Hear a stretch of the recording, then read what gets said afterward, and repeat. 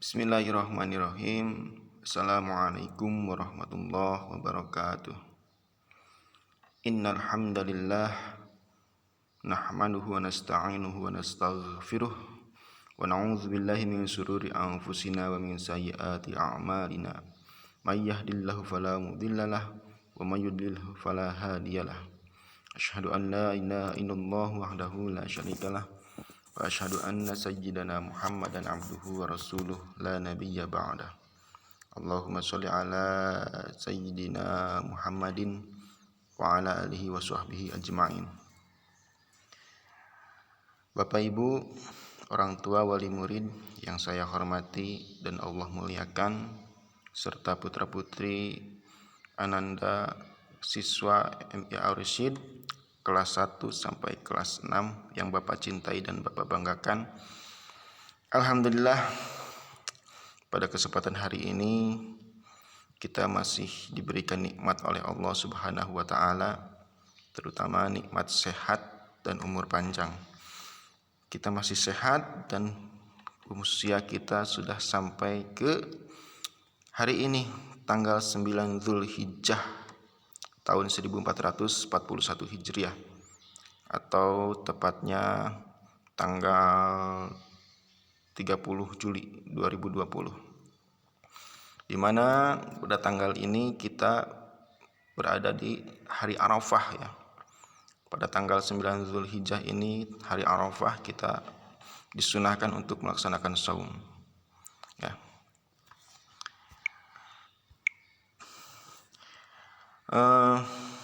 Hari ini tidak ada pembelajaran materi, tidak ada penyampaian materi, maksudnya bukan tidak ada pembelajaran ya. Tidak ada penyampaian materi dari Bapak, baik Al-Quran Hadis maupun SKI dari kelas 1 sampai kelas 6, tidak ada. Cuman pembelajaran hari ini Bapak gabung dalam video ini, yaitu Bapak akan sampaikan tentang Idul Adha atau Idul Kurban, atau orang Sunda bilangnya Lebaran Haji ya. Karena memang pada bulan Zulhijjah adalah bulan dilaksanakannya ibadah haji. Anak-anak sekalian, sebelum kita menyimak materi dari Bapak, kita berdoa dulu. Bismillahirrahmanirrahim. Raditu billahi robba wa bil islami dina wa bi Muhammadin nabiyya wa rasula. Allahumma nawwir qulubana bi nuri hidayatika kama nawwartal arda bi nuri syamsika abadan abada. Rabbana zidna ilman nafi'a warzuqna fahma. Amin ya rabbal alamin.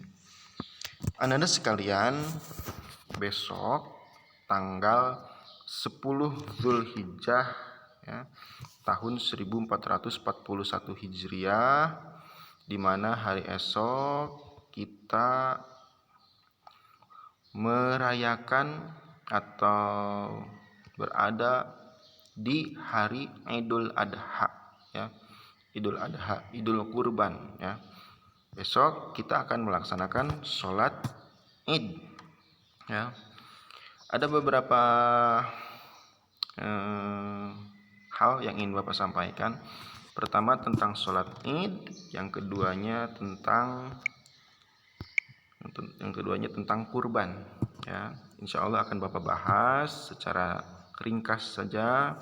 Mudah-mudahan ada manfaatnya buat Bapak, terutama umumnya buat semuanya, buat Ananda, buat mamah dan ayah juga mungkin ya.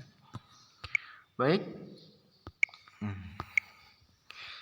sholat Id ya, atau kita bilang sholat Idul Adha ya, besok. Sebenarnya sholat Id itu ada dua. Yang pertama Idul Fitri tanggal 1 Syawal, yang kedua adalah tanggal 10 Zulhijjah, yaitu sholat Idul Adha ya. Yang insya Allah akan kita laksanakan besok ya. Waktu pelaksanaan sholat Id ini dilaksanakan ya pada waktu duha ya, yaitu di pagi hari. Dilaksanakan secara berjamaah ya, tidak munfarid atau tidak sendirian.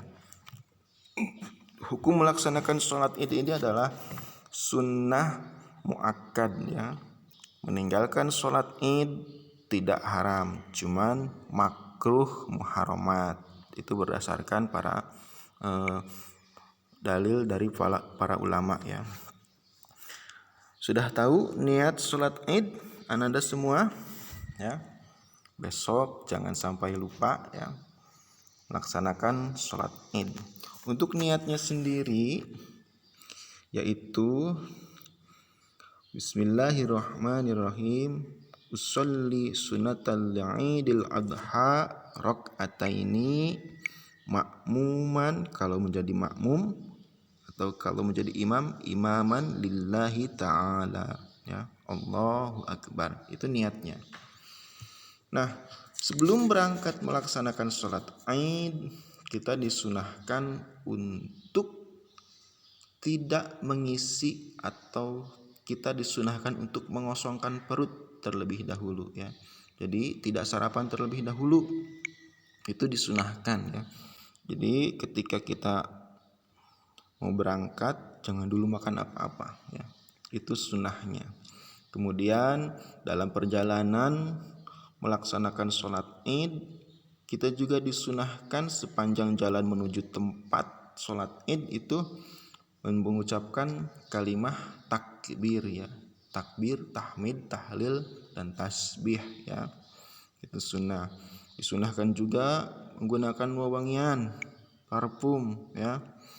Gunakan juga pakaian yang bersih dan suci, kemudian yang paling bagus ya. Kemudian juga kita disunahkan membawa harta yang akan kita sedekahkan seperti uang ya. Nah, itu hal-hal yang disunahkan ketika akan melaksanakan sholat id. Oh ya, satu lagi, kita juga disunahkan untuk mandi terlebih dahulu menjelang pergi sholat id ya. Gosok gigi, keramas ya, yang bersih. Kemudian tata cara pelaksanaan sholat id tadi sudah niatnya. Kita melaksanakan sholat id boleh di masjid, boleh juga di lapangan ya.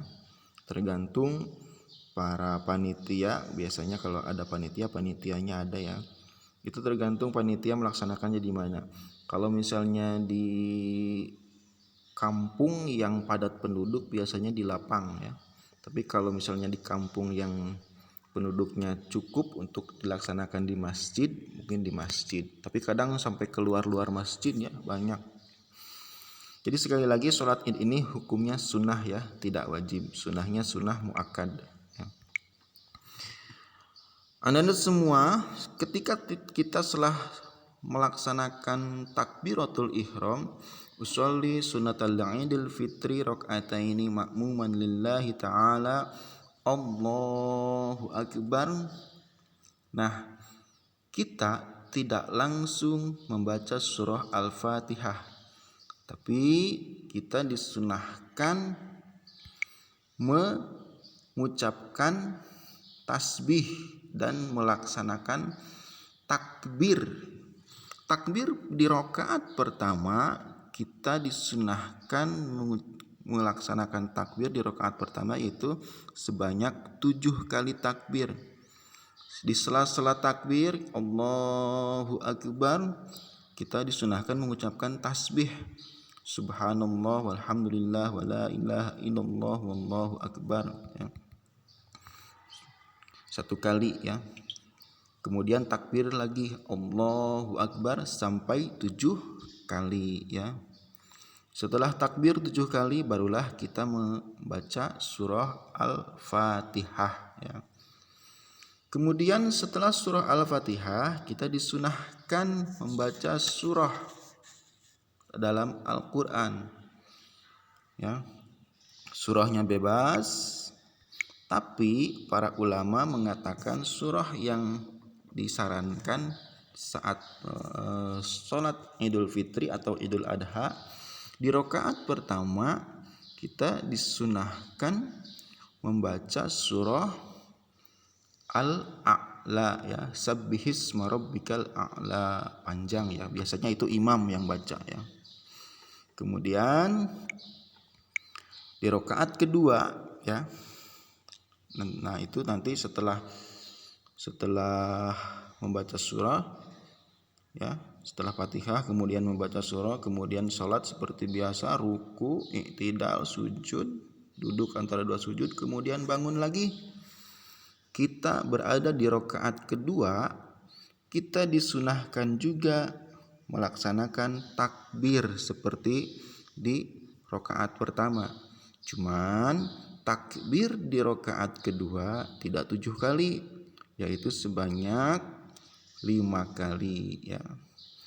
Nah, setelah itu seperti biasa membaca Fatihah, kemudian membaca surah yang kedua yang disarankan yaitu surah Al-Ghasyiyah ya. Jadi untuk surat pertama yaitu surah Al-A'la, sabbihisma rabbikal a'la. Kemudian untuk di rakaat kedua yaitu membaca Al-Ghasyiyah ya, setelah surah Fatihah. Hal ataka haditsul ghasyiyah. Setelah itu di rakaat kedua selesai salam. Setelah salam itu dilaksanakan khutbah Id ya. Biasanya ini ada petugasnya ya. Itu khotib nanti melaksanakan penyampaian khutbah, 2 khutbah Id ya. Setelah selesai khutbah Id, selesai rangkaian sholat Idul Adha ya. Barulah umat Islam mulai melaksanakan penyembelihan hewan kurban ya. Penyembelihan hewan kurban ini boleh dilaksanakan dari mulai tanggal 10 Zulhijjah setelah sholat Id dan sampai tanggal 13 Zulhijjah sebelum maghrib ya. Sebelum maghrib ya. Jadi yang namanya kurban boleh dilaksanakan pada mulai tanggal 10 Zulhijjah setelah sholat Id dan paling lambat, paling terakhir dilaksanakan itu tanggal 13 Zulhijjah ya, sebelum maghrib. Bagaimana kalau di luar waktu itu? Melaksanakan kurban ya, melaksanakan kurban di luar waktu tersebut itu tidak dihitung sebagai pahala kurban, tapi dihitung sebagai pahala sodakoh biasa ya. Seperti kalau misalnya kita melaksanakan penyembelihan hewan kurban pada tanggal 9 Zulhijjahnya hari ini, nah itu tidak boleh ya, karena itu tidak dianggap sebagai hewan kurban, tapi hanya sebagai sodakoh biasa ya. Atau kita telat melaksanakan kurbannya itu pada tanggal 14 Zulhijjah. Nah itu juga tidak masuk kepada kurban, itu adalah sodakoh biasa saja ya. Jadi sekali lagi, waktu penyembelihan hewan kurban itu dari mulai tanggal 10 Zulhijjah setelah sholat Id ya, setelah sholat Id ya, tidak boleh sebelum sholat Id. Walaupun pada tanggal 10 Zulhijjah pelaksanaannya sebelum sholat Id, itu pun tidak dianggap sebagai kurban ya. Itu akan menjadi pahala sodakoh biasa ya. Jadi harus setelah sholat Id ya. Karena kalaupun sudah masuk tanggal 10 Zulhijjah tapi dilaksanakannya sebelum sholat Id, tetap saja itu bukan hewan kurban, tapi sodakoh biasa ya. Kurban, apa itu kurban? Kurban itu menurut bahasa diambil dari bahasa Arab, dari kata koroba ya, kurbanun, kurban. Apa maknanya? Kurban itu intinya pendekatan, mendekatkan, dekat. Dekat dengan siapa? Melakukan pendekatan kepada siapa? Tentunya melakukan pendekatan atau mendekatkan diri kepada Allah Subhanahu wa taala ya. Jadi hakikat kurban itu adalah mendekatkan diri kepada Allah ya, tujuannya untuk mencari ridho Allah ya. Apa hukumnya kurban? Hukum melaksanakan kurban, menyembelih hewan kurban. Hukumnya apa? Wajibkah atau sunnahkah? Ya. Hukum melaksanakan hewan kurban adalah sunnah muakkad ya, tidak wajib ya. Walaupun kita punya kelebihan harta atau mampu melaksanakan kurban tapi tidak kurban, itu tidak haram ya. Karena hukum melaksanakan penyembelihan hewan kurban atau berkurban itu hukumnya sunnah muakkad. Dan kalau kita mampu terus kita meninggalkan, tidak melaksanakan kurban, itu hukumnya makruh ya, bukan haram ya. Dari mana dasarnya kita melaksanakan kurban? Yaitu berdasarkan perintah Allah Subhanahu wa taala di dalam surah Al-Asr. Surah Al-Kautsar ya, bukan Al-Asr. Yaitu pada ayat kedua ya. Inna a'tainakal kautsar fasholli li rabbika wanhar. Nah, kata wanhar di situ artinya adalah berkurbanlah ya. Itu perintah Allah kita untuk melaksanakan kurban ya. Bagaimana sejarah hewan kurban? Sejarahnya, sejarah kurban terjadi ketika pertama kali Nabi Ibrahim dan Nabi Ismail mendapatkan perintah dari Allah Subhanahu wa taala ya. Pada saat itu Nabi Ibrahim mendapatkan perintah dari Allah ya. Pada tengah malam, pada saat tidur, beliau mendapatkan perintah dari Allah bahwa beliau diperintahkan untuk menyembelih putranya atau mengorbankan putranya ya. Hal itu berdasarkan surah As-Saffat ya, ayat 102 ya. Berdasarkan surah As-Saffat ayat 102 ya.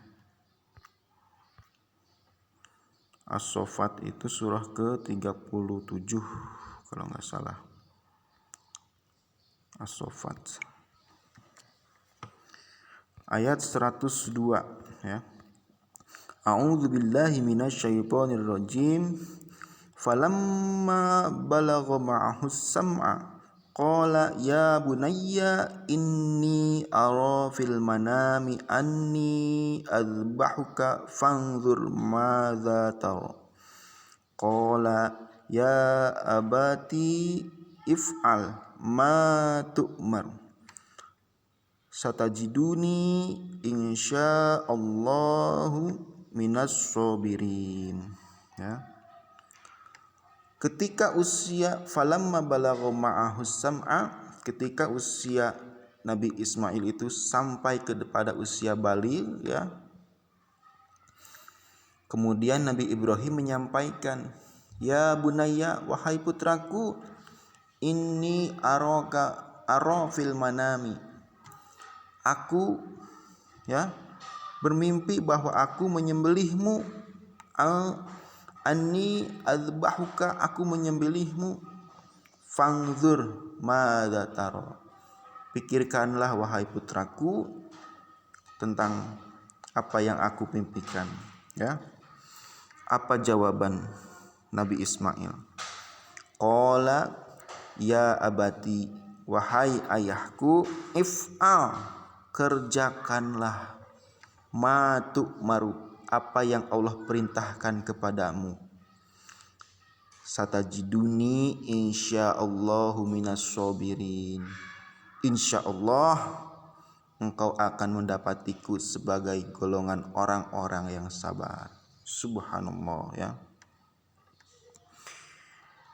Di sini terbukti kekuatan iman dan ketakwaan seorang nabi benar-benar kuat dan di luar kesabaran orang-orang biasa, ya. Nabi Ibrahim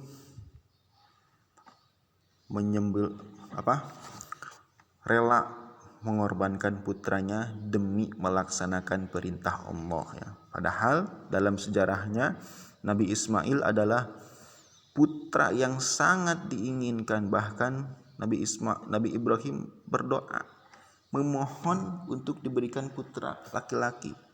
Jadi Nabi Ismail ini adalah putra yang diinginkan, ya, putra yang didamba-dambakan. Namun ketika sudah besar, Allah memerintahkannya untuk dikurbankan. Namun apa yang terjadi? Pertolongan Allah datang, diberikan kepada mereka orang-orang yang berserah diri kepada Allah, ya. Ayat selanjutnya, falamma aslama fatallahu lil jabin. Jadi ketika keduanya Nabi Ibrahim dan Nabi Ismail itu sudah berserah, membaringkan anaknya di atas pelipisnya untuk melaksanakan perintah Allah, ya. Fanadainahu ayya Ibrahim, ya. Kemudian Allah memanggilnya, wahai Ibrahim, ya. Qad sodaq tarruya, inna kadzalika najzil muhsinin, ya. Sungguh engkau telah membenarkan mimpi itu, sungguh demikianlah kami memberi balasan kepada orang-orang yang berbuat baik. Akhirnya sebelum Nabi Ismail disembelih oleh Nabi Ibrahim, ya, Nabi Ismail pada saat itu usianya sekitar usia baligh, ya, sekitar usia 13 sampai 14 tahun. Ya. Kemudian Nabi Ismail diganti oleh malaikat, ya, ditukar dengan seekor domba, ya. Dan Nabi Ismail pun selamat, ya.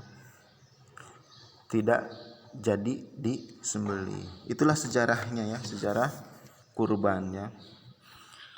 Terus hewan apa sajakah yang boleh digunakan untuk berkurban? Binatang yang boleh dikurbankan itu ada 4 jenis, ya. Selain 4 jenis ini tidak boleh kita melaksanakan kurban dengan hewan lain. Yang pertama unta, ya. Untuk unta yang boleh dijadikan hewan kurban adalah unta yang usianya sudah sampai 5 atau 6 tahun, ya. 5 atau 6 tahun. Kemudian hewan apa lagi yang boleh? Sapi, ya. Sapi, kalau untuk sapi usianya harus sudah mencapai usia 2 tahun, ya. Itu untuk sapi. Yang ketiga adalah kerbau atau kebo. Orang Sunda bilangnya munding, ya. Ini kerbau, ya. Kemudian yang ketiga adalah kambing, ya. Kambing ini usianya minimal 1 sampai 2 tahun ya minimal. Dan yang terakhir adalah domba atau jazaah ya, jazaah ya. Bahkan sebagian ulama sepakat ya, untuk hewan ini, jenis domba ini itu boleh usianya di sekitaran 6 bulan, belum sampai 1 tahun ya. Kalau misalnya usia domba ini baru mencapai 6 bulan ya, jenis domba ini atau jazaah ini mencapai 6 bulan, itu sudah boleh dijadikan hewan kurban ya. Itulah hewan-hewan kurban, hewan-hewan yang bisa dijadikan hewan kurban: domba, kambing, kerbau, sapi, dan unta ya.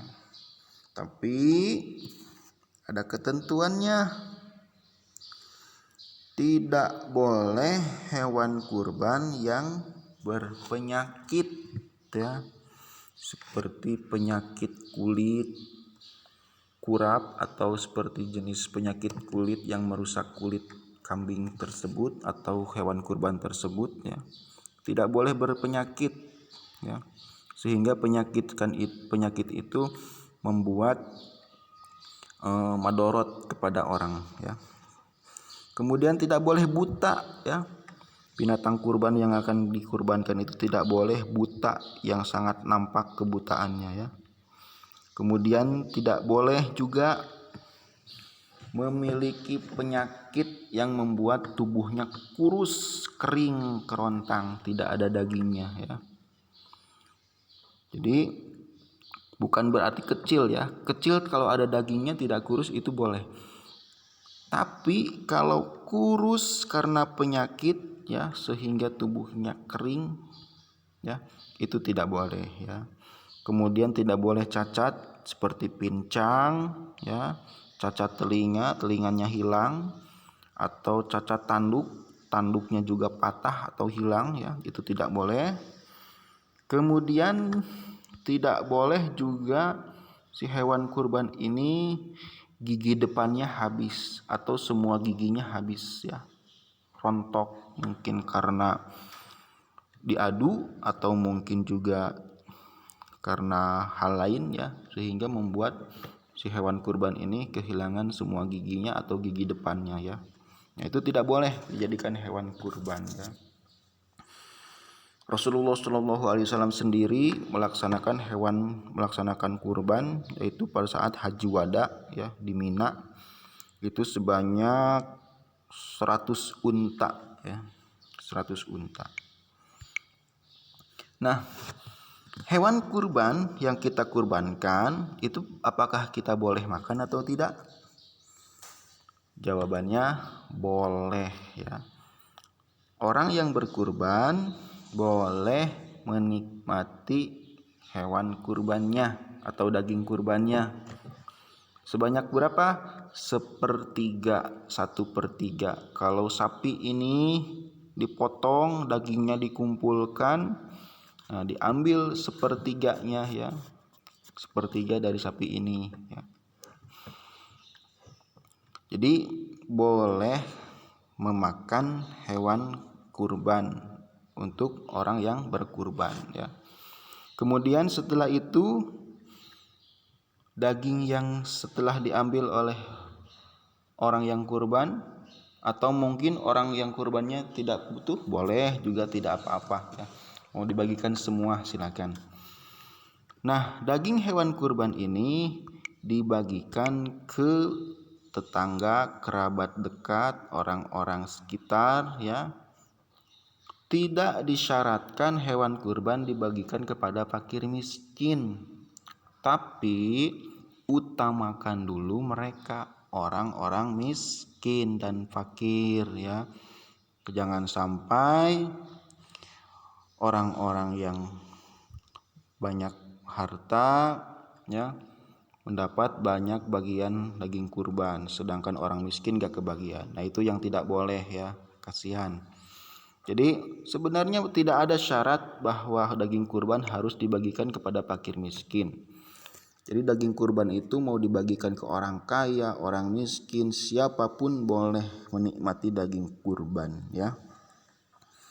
Jadi tidak disyaratkan ya dibagikan kepada fakir miskin ya. Boleh kepada siapa saja ya. Nah, itu sekilas tentang kurban ya. Jadi sekali lagi hewan kurban itu adalah yang boleh dikurbankan domba, kambing, kerbau, dan sapi ya. Tidak boleh kita berkorban dengan binatang lain sekalipun nilai harganya sama. Saya mau kurban tapi enggak ada sapinya ya. Saya mau kurbannya pakai ayam 500 ekor misalkan, tetap tidak sah. Itu hanya sodakoh biasa saja ya. Jadi hewan kurban yang disyaratkan adalah hewan-hewan yang tadi disebutkan ya. Tidak bisa diganti dengan kuda, juga tidak bisa ya. Kemudian gajah, sekalipun gajah besar itu tidak bisa karena tidak disyariatkan ya. Itulah hewan kurban ya. Jadi silahkan besok yang punya kelebihan harta niatkan untuk mendekatkan diri kepada Allah dengan mengeluarkan hewan kurbannya. Tidak mampu besok, boleh nanti tanggal 11 Zulhijjah ya. Tidak mampu juga tanggal 11, boleh tanggal 12 ya. Tanggal 12 belum mampu, uangnya belum cukup, tanggal 13 boleh. Asal jangan sampai tanggal 14 ya, 14 Zulhijjah. Itu namanya hari tasyrik. 10, 11, 12, 13 itu namanya hari tasyrik ya. 11, 12, 13 ya. Hari tasyrik, hari di mana masih terhitung hari kurban ya. Hari diharamkannya puasa. Kalau kita berpuasa pada tanggal 11, 12, 13 kita melaksanakan puasa itu haram hukumnya, bukan mendapat pahala tapi dosa ya. Jadi silahkan berkurban pada tanggal 10, 11, 12, 13 mau siang maupun malam. Boleh melaksanakan penyembelihan hewan kurban pada malam hari? Boleh ya. Tidak ada dalil yang mensyaratkan menyembelih hewan kurban harus siang hari, tidak ada ya. Boleh di malam hari kalau misalnya tidak repot ya. Terus ada yang bertanya, boleh enggak hewan kurbannya pakai betina? Itu pun boleh ya. Jadi boleh melaksanakan kurban dengan binatang yang betina ya. Tidak ada satu dalil pun yang mensyaratkan kurban harus dengan binatang yang jantan ya. Cuman memang afdolnya yang jantan ya. Tapi kalau tidak ada yang jantan, kita punyanya yang betina, enggak apa-apa ya. Tidak dilarang ya. Tidak ada dalil yang mensyaratkan bahwa hewan kurban harus binatang yang jantan ya. Nah, itu tentang Idul Adha ya. Jadi besok silakan yang punya kelebihan harta laksanakan kurban ya. Sunnah muakkad ya. Jadi setelah sholat Id nanti kita melaksanakan kurban dan menikmati daging kurbannya ya. Nah, itu yang bisa Bapak sampaikan. Kurang lebihnya mohon maaf. Mohon maaf apabila ada salah-salah kata atau dalam penyampaiannya kurang baik ya. Kita akhiri dengan hamdalah, alhamdulillahirabbil alamin. Materi tentang Idul Adha, tentang sholat Id dan kurban Bapak cukupkan sekian. Tidak ada tugas, tidak ada materi pembelajaran Al-Quran, hadis, dan SKI. Hari ini Ananda semuanya belajar tentang Idul Adha, dari mulai sholat Id sampai tentang kurban. Mungkin hanya itu yang bisa Bapak sampaikan. Sekali lagi mohon maaf kurang lebihnya. Billahi fisabilil haq. Wassalamualaikum warahmatullahi wabarakatuh.